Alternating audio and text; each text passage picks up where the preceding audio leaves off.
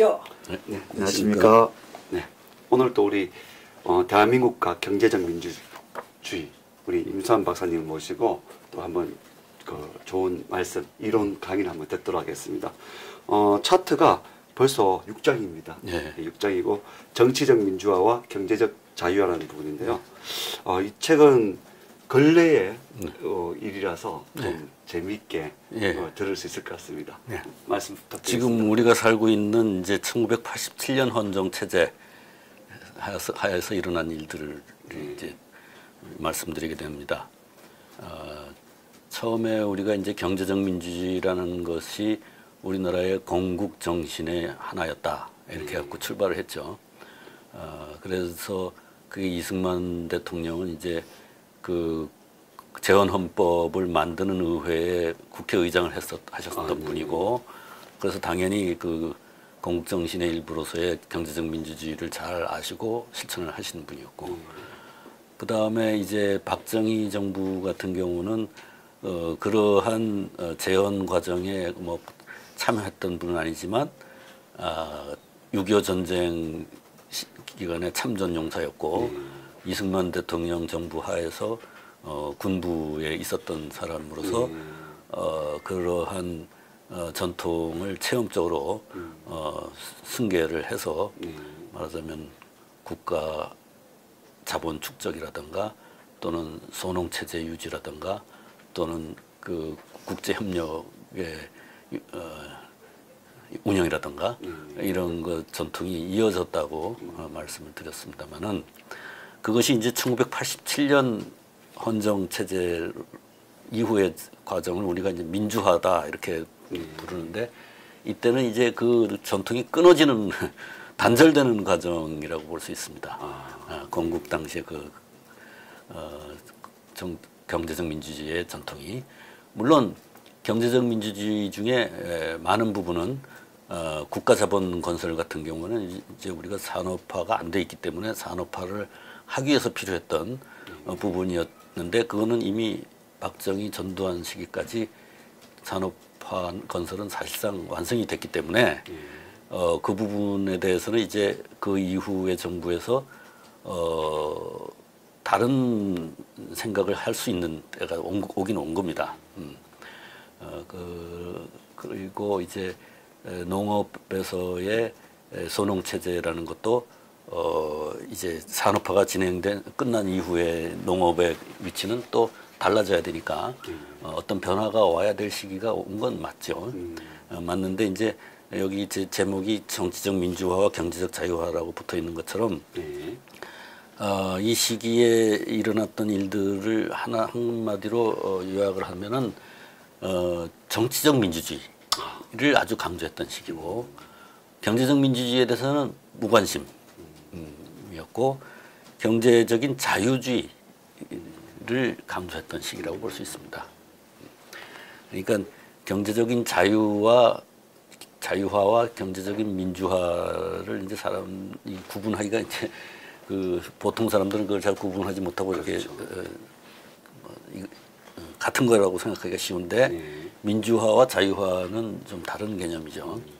자유화의 기본은 개인의 권리, 그리고 또 그 중에 하나는 사유재산권, 뭐 이런 것들이고, 시장에서의 자유로운 경쟁, 이런 것이라면 민주주의는 개인의 자유와 독립성에 기반한 하나의 이 자기 책임, 자기 결정권, 뭐 이런 것들이기 때문에 특히 경제적인 분야에 들어가면 상당히 이제 다르게 그 분화가 되는데, 그거를 이제 이 시간에 제가 이제 말씀드리는 것들이 이제 이런 부분들의 구체적인 사례들을 좀 말씀드리게 될 겁니다.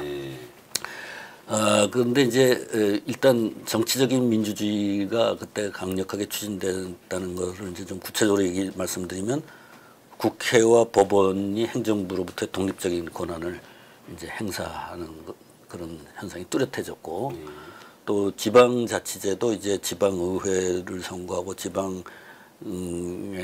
지방자치단체장도 선거를 하고 민선으로 이렇게 해서 이제 지방정부와 중앙정부 간에서 또 권력이 분산되고, 그리고 이제 또 그런 국가 권력이 분산됨으로 해서 사회 집단들이 활성화되면서 그 사회 집단이 정부에게 영향을 미칠 수 있는 여지도 넓어졌죠.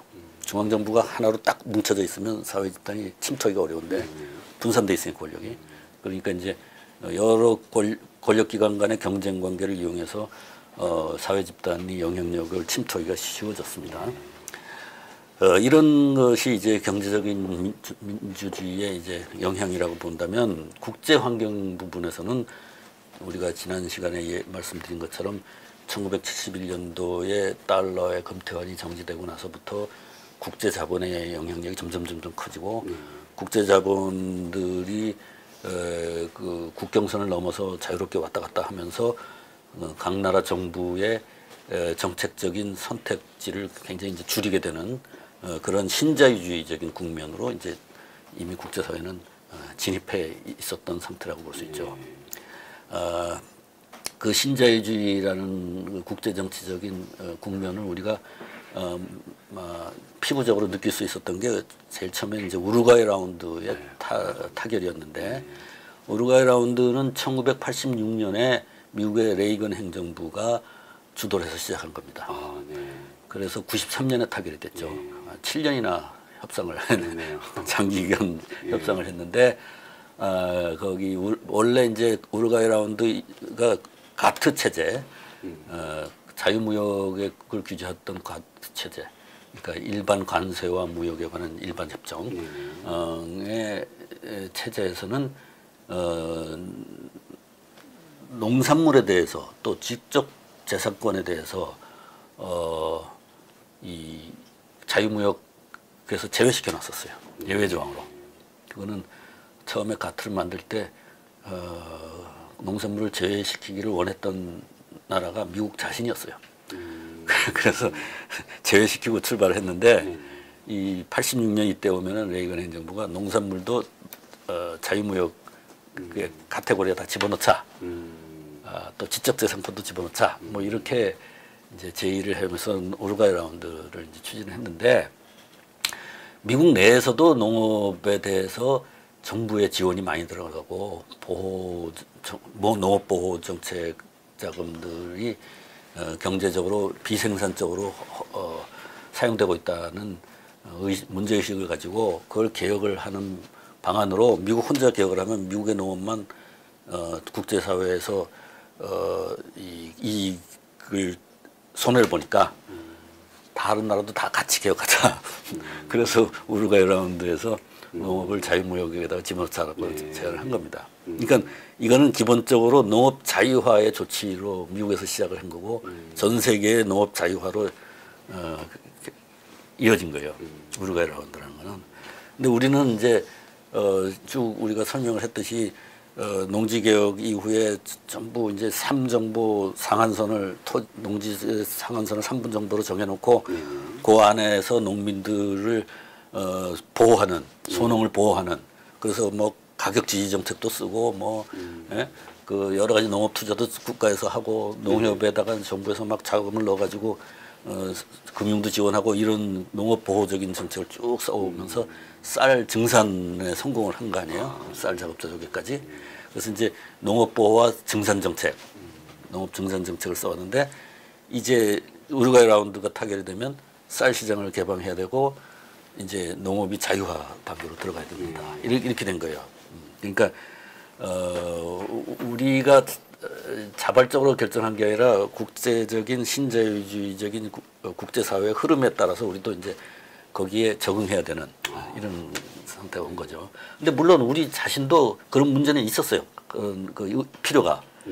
박정희 대통령 시절에 78년도에 가면 쌀이 작업자 조기에 딱 달성을 하는데 79년부터 쌀 지지 정부의 수매 가격을 그 전해보다 많이 올리지 않고 차츰 줄여나갑니다. 왜냐하면 너무 그 재정 적자가 심해지니까 그걸로 해서 양곡 특별 예산에 그래서 그 재정 적자가 심해지고 그게 인플레를 일으키고 그래서 이제 농업 부분에서의 수입을 자유화하는 걸 단계적으로 실시를 하기 시작했어요 이미. 그래서 이제 우루과이 라운드가 이렇게 진행되는 것과 정부의 그런 필요성이 같이 맞아 들어가면서 이제 농업 자유화로 이제 초점을 맞추고 농업 정책을 서서히 개혁해 나가고 있었죠. 그게 이제 여기 이제 보면 1980년 헌법에 이미 소작제도는 불인정하지만 이 임대차 및 위탁 경영을 부분적으로 허용하는 그런 거를 헌법 조항에 넣었습니다. 80년에 이미. 그래서 이제 그걸 바탕으로 90년에는 농어촌 발전 특별법을 만들어서 농민뿐 아니라 농농조합법인도 농지 소유를 가질 수 있다. 농지를 가질 수 있다. 그러니까 이제 농촌의 소유 관계에 이제 신축성을 가미하기 시작했어요. 그리고 93년에는 농지 소유 상한선을 3정부에서 10정부로 확대합니다. 그러니까 이제 그 전까지는 3정부 하에 소농만 존재할 수 있게 만들던 걸 이제 10정부로 사유 상한을 높여서 좀 더 규모 있는 농가도 농업 활동을 할 수 있게 이렇게 해서 이제 농업의 생산성 제고, 국제 경쟁력 제고 뭐 이렇게 해서 이제 그 전까지는 평등만 강조하던 농업 정책이 이제 자유로운 시장 경쟁을 이제 도입하는 그런 과정을 이제 차근차근 거치고 있었어요. 그런데 이제 그리고 이제 우루과이 라운드에서는 이 전 세계적으로 식량의 과잉 생산이 문제가 많이 됐기 때문에 이제 그 식량을 증산하는 걸 억제하고 그 이외의 방법으로 농가의 소득을 지원할 수 있는 다른 방법을 쓰도록 여러 가지 그 포맷을 제공을 했어요. 그게 무슨 직접 지불제.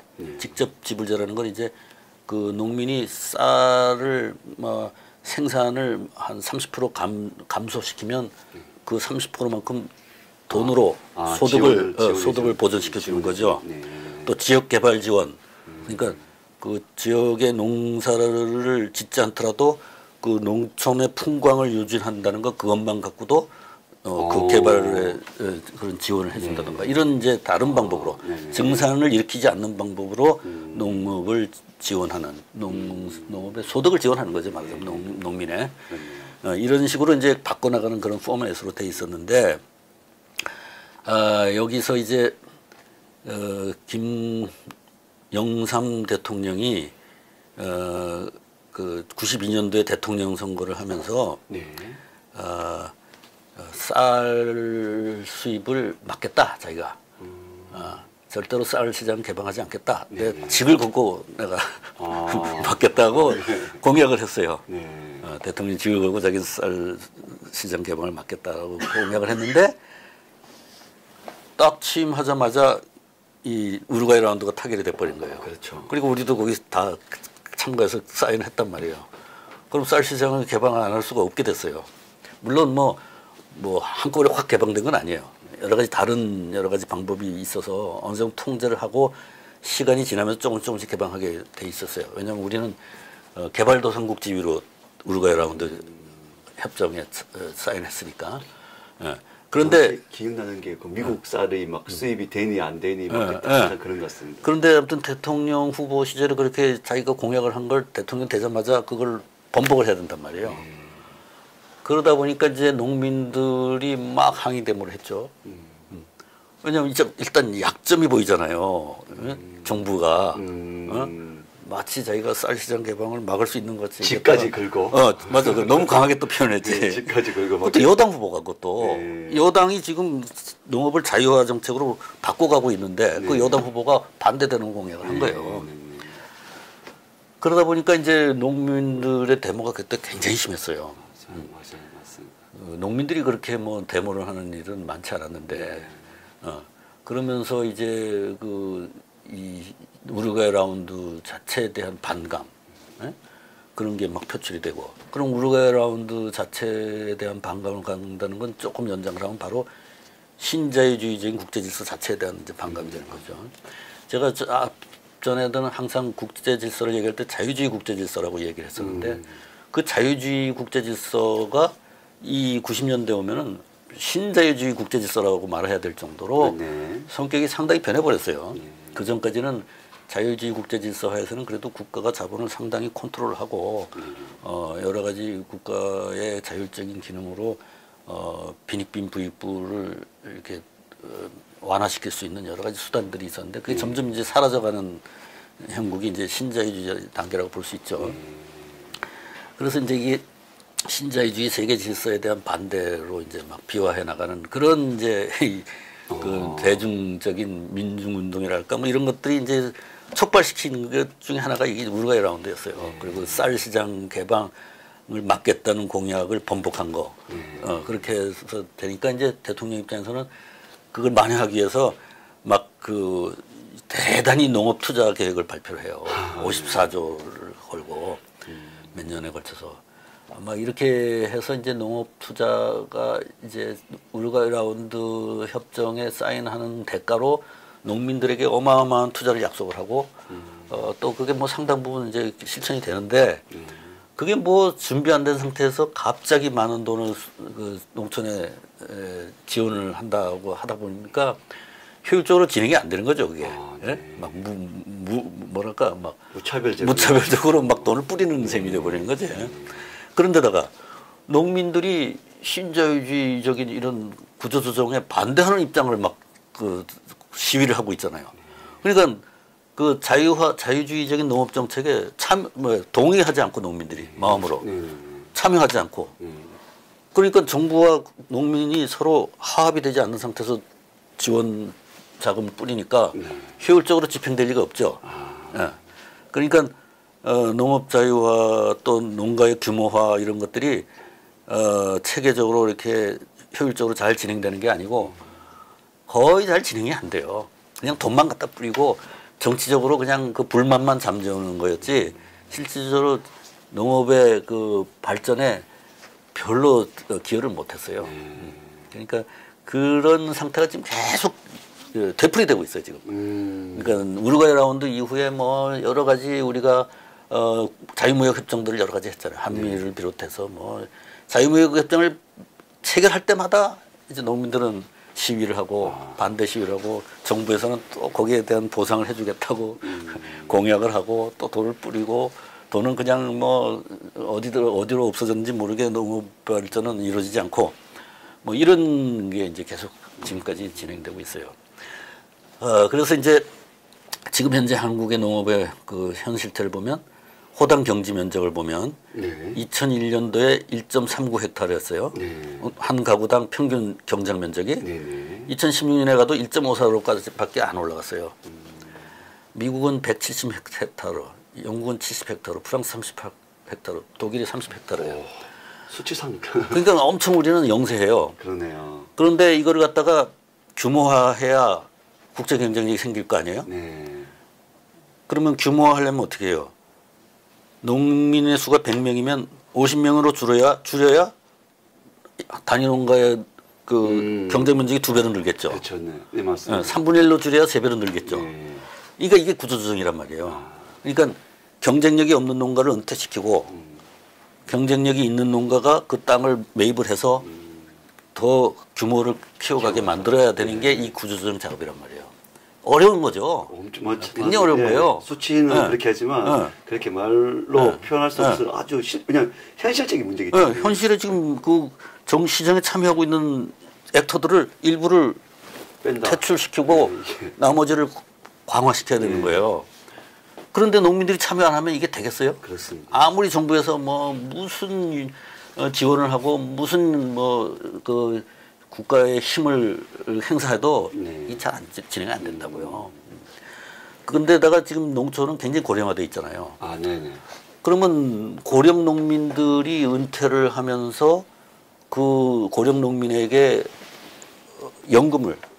은퇴연금을 지원을 하고 그 대신 그 땅을 인도를 해서 젊은 농민이 이제 그걸 갖다가 더 자기 농장을 보강하는 이런 정책도 가능하잖아요. 그리고 또 그런 정책도 또 시행되고 있어요, 실제로. 그거는 노무현 정부 때 그 농민연금제를 만들어갖고 은퇴연금 했는데도 지금 이 상태예요. 이렇게 느려요, 구조조정이. 일본은 우리보다 훨씬 지금 빠르게 진행되고 있어요. 그런 이제 우리가 문제를 갖고 있고, 그 다음에 농업 소득 비율 보면, 단위 농민이, 농가가 전체 갖고 있는 소득 중에 농업에서 얻는 소득이 49.8%, 이게 93년이에요. 그리고 2014년에 29.5% 정도 됐어요. 한 30% 됐죠. 그런데 이게 국제적으로 비교를 해보면 굉장히 많은 거예요. 농업소득이 너무. 지금은 산업사회잖아요. 네네네. 산업사회에서 농업소득만 가지고 자기의 생활을 한다는 거는 쉬운 일이 아니에요. 그래서 미국의 이제 자본주의적인 농장들, 대규모 기계식 농장, 이런 데는 그게 가능하죠. 그러면서 이제 이윤을 내고 되는데, 이 한국이나 일본이나 대만이나 이런 것처럼 이 주로 소농 구조로 돼 있는 데서는 그것을 작은 규모의 농사를 지어서 자기가 소득을 얻어가지고 아이들을 교육시키고 식구들이 근대 생활을 한다는 게 거의 불가능하죠. 그래서 이제 일본 같은 경우에는 농업 소득이 13.1%밖에 안 된다는 거예요. 2000년에 이미. 나머지는 농해 소득이다 이거예요. 대만도 17.2%. 나머지는 다 농해 소득이다 이거예요. 그럼 농해 소득이라는 뭐냐? 이제 농촌에 있으면서 도시에 말하자면 농촌에 가족이 5인 가족이 있다. 그러면 3명 정도는 도시에 가서 뭐 일을 하는 거죠. 뭐 사무원으로 일을 하던 거기서 공장에 가서 일을 하던 건설 노동자로 일을 하던 하고 나머지 2사람이 앉아서 농사를 짓는다던가 또는 농사를 지으면서 자기는 또 구청에 가서 공무원으로 일을 한다던가 퇴근하고 와서 물을 주고 뭐 이렇게 또 필요할 땐 사람을 써서 할 수도 있죠. 뭐 이런 식으로 하면 겸업이 가능하다 이거예요. 그래서 이제 점점 가족농들은 전 세계적으로 겸업 상태로 되는 게 지금 추세예요. 그래서 농업소득, 농촌에 살고 농업을 경작을 하고 있지만 농업소득은 자기 소득에서 얼마 안 되고 대부분은 다른 도시적인 직업에서 나오는 소득으로 사는 거죠. 그러면서도 이 농업을 하고 싶어 하죠. 그 만족감을 주니까. 그리고 자기 집안에 대대로 내려오던 거고 하니까 하고 싶어 하죠. 그리고 그게 또 상당히 사람에게 행복감을 주니까 그 농업을 한다는 게. 그리고 또 도시의 사람들이 그런 농업을 이제 경업으로 이렇게 하는 집에 또 휴양하러 가잖아요. 휴가 때. 그래서 또 그걸 자기도 그 농촌 체험하고 싶으니까 도시 사람들이 그게 또 힐링을 하잖아요. 그래서 이제 이런 식으로 도시와 농촌이 공존하는 서로 상부상조하는 이런 게 지금 선진 농업의 방향인데 우리는 거기에도 상당히 지금 뒤떨어져 있어요. 속도가. 뭐 그 원인은 뭐 여러 가지가 있겠지만 그 중에 하나가 우리나라는 산업화가 너무 공단 집중형으로 됐다. 공단에 이제 중화학공업단지 막 이런 게 집중적으로 되니까 농촌하고 거리가 엄청 멀다 이거예요. 농촌에 인근 소도시에 중소기업들이 많이 있으면 쉽잖아요. 근데 우리나라는 농촌에 중소기업이 별로 없어요. 그러다 보니까 농민들이 도시에서 농해 소득을 얻으려면 몇 달 동안 도시 여관을 빌려서 거기서 자면서 노동판에 가서 건설 노동자를 하거나 이렇게 해야 되는 거예요. 그런 애로가 있는 거예요 지금. 그러니까 전번에 왜 그런 얘기 했었죠. 박정희 시대에 한때는 삼정보 소유 상한선을 없애고 농촌에도 기업농을 양성할 생각을 했었다. 그래서 그렇게 하면 특히 그 농업 작물 생산이 많은 호남 같은데 나는 농산물을 원재료로 하는 기업들이 설 수 있지 않겠느냐라는 생각을 했었다. 그런데 그걸 못했다. 실패했다. 그랬죠. 그때 그걸 했으면 쉬웠겠죠. 농해 소득을 얻기가. 근데 그런 게 우리는 산업화 과정에서 이루어지지 않았고 그런 후유증이 이제 이렇게 나타나는 거죠. 농업 발전에도 지금 상당한 부작용을 일으키고 있는 거죠.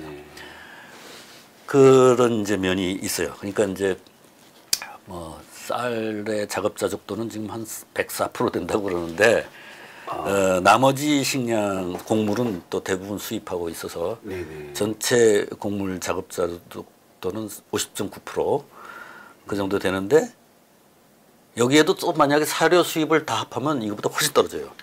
20 몇 프로밖에 안 돼. 30% 이하로 떨어져요. 왜냐하면 우리가 저 축산을 많이 하잖아요. 네. 축산을 곡물을 먹여서 하잖아요. 네, 네. 소나 뭐 닭이나. 예. 그 곡물은 어떻게 해요? 다 사오죠. 수입해서. 예.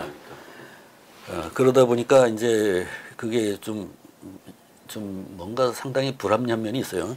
곡물을 사다가 여기에서 소를 먹여서 그 소를 한우라 그래갖고 우리가 비싸게 사다 먹는 거예요. 그냥 소를 수입해서 사 먹어도 되잖아요. 그런데 이것도 이제 그 축산 농가의 보호주의 정책이 이제 지금 작동하고 있는 거죠. 또 그 사람들이 또 그걸 안 해주면 막 반정부 대모를 하니까. 그래서 이게 지금 우리나라의 농업 정책이 농민들은 데모하고 정부는 거기에 호응해서 지원하고 이런 식으로 지금 가고 있어요. 제가 100% 어떤 자유화는 안 당하죠. 민주적이지 않고. 그러니까 그 자유화가 좀 아주 그 뭐랄까 시끄럽고 소음이 많은 자유화가 되고 있는 거죠.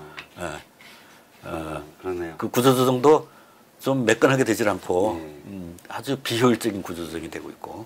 그렇게 따지면 그 정치, 원래 행정부 외에 그 정치, 뭐 어떻게 이렇게 보면 입법부라니까 너무 관여한 거 아닌가 하는 생각이 듭니다. 그렇죠. 그 이제 입법부에 있는 특히 야당 사람들은 너무 심하게 농민들한테 이제 막 야합을 하고 행정부로서는 이제 그렇게 하니까 행정부의 압박 때문에 자기 소신껏 할 수 없고 지금은 옛날처럼 뭐 행정부가 저 행정부의 공무원들이 국회에다가 밑보여서 버텨내기 어렵잖아요. 승진하기도 어렵고. 그렇죠. 그러니까 눈치를 볼 수밖에 없고 이러다 보니까 이제 민주화로 해서 국회의 권한이 강해지고 사회단체의 대정부 영역이 커진 것이 이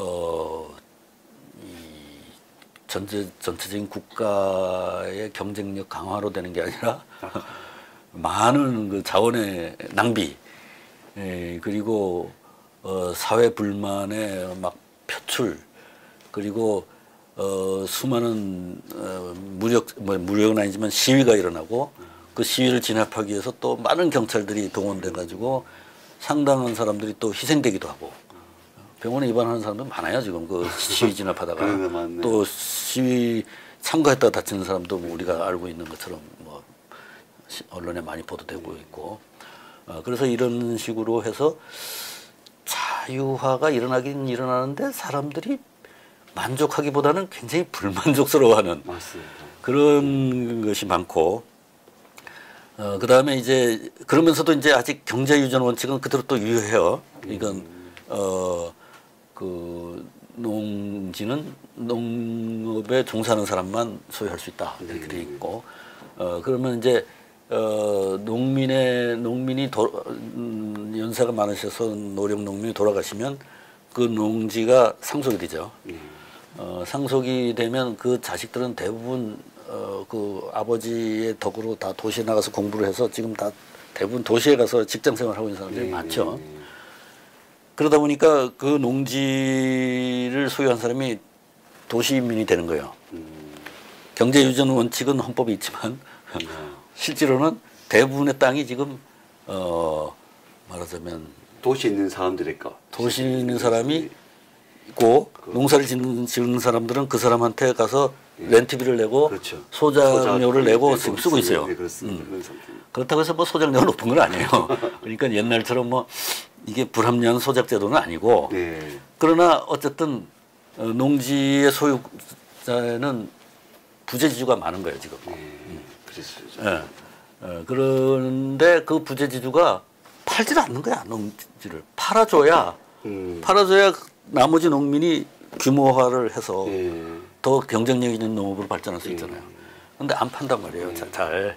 뭐 여러 가지 이유가 있겠지만 그렇겠지. 뭐 그중에 하나는 우리나라는 땅을 갖고 있으면 모른다는 그런 생각이 많고 또 뭐 이 조상들이 물려준 건데 뭐 그런 애착도 있을 수 있고 뭐 그런 여러 가지 원인을 의해서 농업 구조조정이 아주 더디게 진행되고 돈은 많이 들어가고 그래서 이제 효율성이 아주 떨어져 있는 이런 상태로 지금 농업의 자유화가 진행돼서 경제 유전 원칙이 아직 유지되고 있다는 면에서는 경제 민주주의가 완전히 이제 없어지진 않고 남아 있는 셈이지만 그래서 이제 그 덕에 도시 사람들 중에 도시 생활이 피곤해서 농촌으로 가고 싶은 사람들이 귀농하신 분들, 귀농하신 분들이 좀 쉽게 귀농할 수 있죠.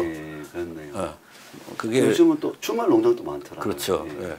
뭐 금년에는 뭐 무슨 특히 농촌에 귀농하는 사람이 많다는 게 정부 통계에 잡혔다고 그러는데 그게 참 그게 그 통계란 게 요즘 믿을 수 없으니까 좀 그렇습니다. 사실. 그게 이제 지금 현재 귀농은 대부분 농업을 하기 위해서 농촌에 가는 게 아니라 그냥 도시에 사는 게 싫거나 도시에 사는 비용을 대기 어려우니까 농촌에 가서 살면 비용이 적다. 그래서 가는 사람이 많다는 거잖아요. 그러니까 그거를 갖다가 고용 통계로 잡는다는 건 좀 웃기는 얘기인데 농촌에 가면은 농촌의 전기는 굉장히 전기료가 싸요. 기름도 또 기름도 경유를 싸게 써요. 뭐 이런 농촌 지원책들이 많으니까 농촌에 가서 살면 생활비가 적게 드는 거죠. 그러니까 그런 면에서 우리가 이제 그 농촌에 아직도 많은 지원을 하고 있는 것이 사실임에도 불구하고 뭐 우리나라가 산업화가 뭐 농촌을 착취해서 됐다 뭐 이런 또 말도 많이 돌아다니잖아요. 그러니까 이제 그런 좀 혼란된 이렇게 사실에 대한 인식도 혼란돼 있고 행동도 좀 과격하고 이런 식으로 지금 우리나라의 민주화가 진행되고 있는 거죠. 그런데 그래도 어쨌든 간에 경제 유전 원칙이 있기 때문에 농사를 짓지 않는 사람이 자기 부모로부터 물려받은 땅이 아니라면 그 농지를 갖고 있는 데는 법적인 규제가 있잖아요. 그러다 보니까 귀농하는 사람들한테는 땅이 많이 여지가 있는 거예요. 자기가 갈 수 있는 땅의 여지가. 그래서 도시에서 탈출하고 싶은 사람에게 도피로를 제공해주고 있는 그런 장점을 아직 갖고 있긴 하지만 이제 전체적으로 소농 체제 자체는 이제 무의미해졌다. 그것이 아직 소농이고 기업농이 발달돼 있지 않은 지금 상태이지만 그것이 좋은 상태가 아니라는 거죠. 그렇죠. 지금은 오히려 기업농이 있어야 좋은 상태라고 봐야 되는데 개발을 못했고 소농이 많이 있다는 것이 구수조정이 더뎌서 많은 것이지 이게 지금 현재 그 우리의 그 건국 초기하고는 다르게 지금으로서는 그게 경제 전체의 바람직한 상태는 아니다. 그런 면에서 경제적 민주주의가 뭐 완전히 무너지진 않았지만 그 정당성도 상당히 무너졌고 그것이 사회적인 기여를 하는 면도 많이 말하자면 혼란해져 버렸다. 이런 상태라는 거죠, 농업이. 그 다음에 이제 다음 시간에 지금 시간이 꽤 돼서 다음 시간에 해야 되겠는데 이제 이 공기업, 국영기업 민영화 문제도 이제 여기에서 가면은 아예 국영기업은 국내 총생산에서 공기업이 차지하는 부가가치가 9%에서 3%로 떨어질 정도로 무너졌어요. 그러니까 국가자본 축적이라는 전통도 거의 무너졌어요. 그래서 이제 우리가 처음에 건국 초에 갖고 있었던 경제적 민주주의 전통은 거의 무너졌다. 그런데 다만 그렇다고 해서 그걸 옛날로 복구시키는 것이 옳은 것은 아니다.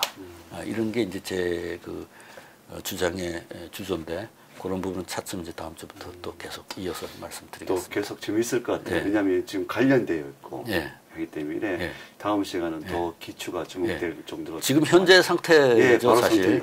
그러니까 많이 재밌을 것 같습니다. 다음 시간에 기다리십니다. 오늘 수고하셨습니다. 고맙습니다. 고맙습니다.